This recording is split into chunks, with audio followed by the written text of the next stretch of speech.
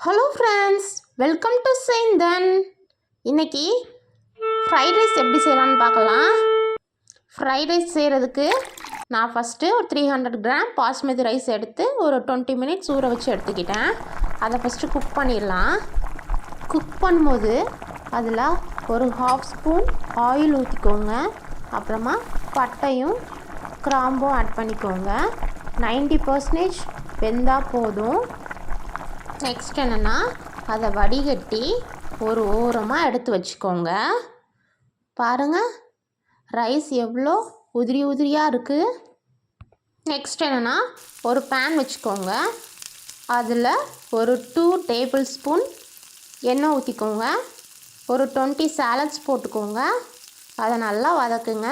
வெங்காயம் நல்லா பொன்னிறமாக வந்ததுக்கப்புறமா கருவேப்பிலை, தென் ஒரு 2 teaspoon ginger garlic paste add பண்ணிக்கோங்க.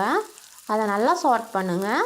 அதோட ரா ஸ்மெல் போனதுக்கப்புறமா நான் ஏற்கனவே ஒரு குடமிளகா வெட்டி வச்சுருந்தேன், அதை இதில் இப்போ ஆட் பண்ணிக்கிறேன். அதை நல்லா வதக்குங்க. அப்புறமா ஒரு 2 கேரட்டும் நான் வெட்டி வச்சுருந்தேன், அதையும் இதில் ஆட் பண்ணிக்கிறேன். பீன்ஸ் ஒரு 50 கிராம் ஆட் பண்ணிக்கிறேன். இது வதங்கிட்டு இருக்க கேப்பில் நான் ஒரு மிக்சர் எடுத்துக்கிறேன். அந்த மிக்சரில் ஒரு 2 தக்காளி, 2 பச்சை மிளகா கிரைண்ட் பண்ணி எடுத்துக்கிறேன். அந்த பேஸ்ட்டை இப்போ இதில் நான் ஆட் பண்ணுறேன். வெஜ்ஜஸ் எல்லாம் வதங்கினதுக்கப்புறமா நம்ம ஏற்கனவே வடித்து வச்சுருந்த அந்த சாதத்தை இதில் ஆட் பண்ணி மிக்ஸ் பண்ணிக்கோங்க. சால்ட்டும் ஆட் பண்ணிக்கோங்க. ஃப்ரெண்ட்ஸ், நான் ஊருக்கு அம்மா வீட்டுக்கு போனேன்னா அங்கே நான் ஒரு வேலையும் செய்ய மாட்டேன்.